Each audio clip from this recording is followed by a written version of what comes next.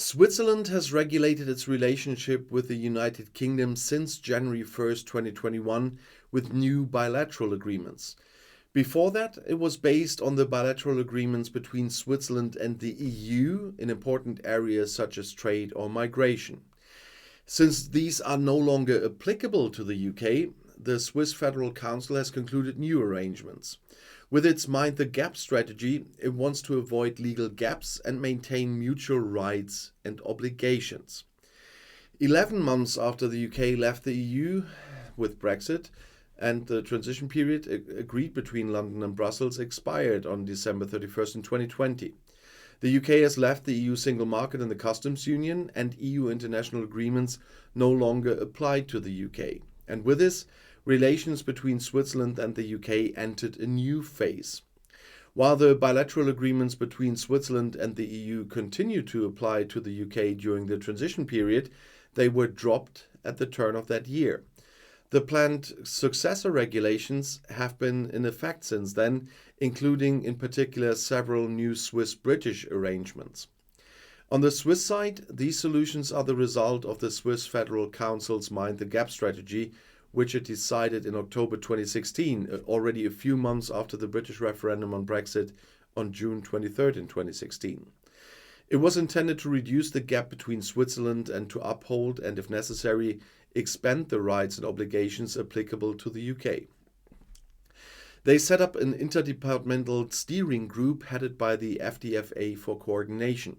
And together with the UK, Switzerland was able to largely secure the current legal relationship. The Federal Council has negotiated a total of 9 agreements with the British government. There was the Air Transport Agreement, the Road Traffic Agreement, an Insurance Agreement, a Trade Agreement, an Agreement on Citizens' Rights, an Agreement on Mobility of Service Providers, an Agreement on the Mutual Recognition of AEO status, a Police Cooperation Agreement, and the Social Security Agreement. In addition to ensuring continuity, the Mind the Gap strategy also envisages a possible expansion and deepening of relations with the UK, the so-called Mind the Gap Plus. Areas in which this is possible and where there is mutual interest are currently being discussed. A joint declaration of June 30th in 2020 provides for closer cooperation in the field of financial services. With a further declaration of December 21st in 2020, Switzerland and the UK intended to explore ways to strengthen cooperation in the field of migration. The trade agreement also provides for the two countries to start talks on further developing and deepening economic and trade relations. Since the free movement of persons between Switzerland and the UK expired at the end of 2020, admission to the labour market has been regulated by national legislation since January 1st, 2021. On the Swiss side, this is the Aliens Integration Act.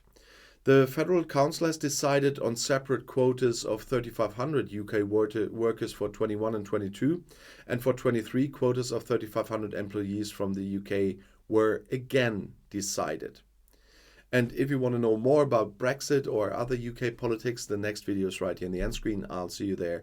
I'll be back.